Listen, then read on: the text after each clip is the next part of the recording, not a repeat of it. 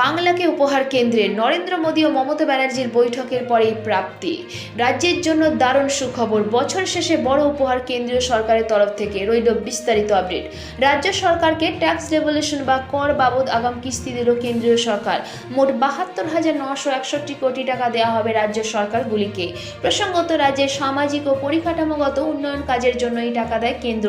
সব থেকে বেশি বরাদ্দ হয়েছে উত্তরপ্রদেশের জন্য, এরপরেই রয়েছে বিহার, তারপরেই বাংলা। কেন্দ্রের কাছ থেকে পশ্চিমবঙ্গ কত টাকা পাচ্ছেন চলুন জেনে নেওয়া যাক। বর্ষ শেষের আগেই রাজ্য সরকারগুলিকে বড় উপহার দিল কেন্দ্র। ট্যাক্স ডেভলিউশন বা কেন্দ্রের কর বাবদ আয় থেকে রাজ্যগুলিকে উন্নয়নের জন্য যে বরাদ্দ অর্থ দেওয়া হয় তার আগাম কিস্তি দেওয়া হলো।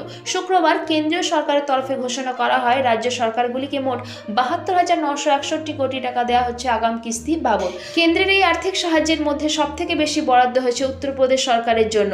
রাজ্যের উন্নয়নমূলক কাজের জন্য ১৩,০৮৮ কোটি ৫১ লক্ষ টাকা পাচ্ছে আদিত্য যোগী সরকার। দ্বিতীয় স্থানে রয়েছে বিহার, মোট ৭,৩৩৮ কোটি ৪৪ লক্ষ টাকা দেওয়া হচ্ছে নীতিশ কুমারের সরকারকে। তৃতীয় স্থানে রয়েছে পশ্চিমবঙ্গ, ৫,৪৮৮ কোটি ৮৮ লক্ষ টাকা পাবে বাংলা। প্রসঙ্গত, প্রতি অর্থবর্ষে কেন্দ্রীয় সরকার কর বাবদ যে আয় করে তার ৪১%ই ১৪টি কিস্তিতে রাজ্য সরকারগুলিকে দেওয়া হয়। ২০২৩-২৪ সালে বাজেট অনুযায়ী কেন্দ্রীয় সরকার মোট ১০.২১ লক্ষ কোটি টাকা দেবে রাজ্য সরকারগুলিকে।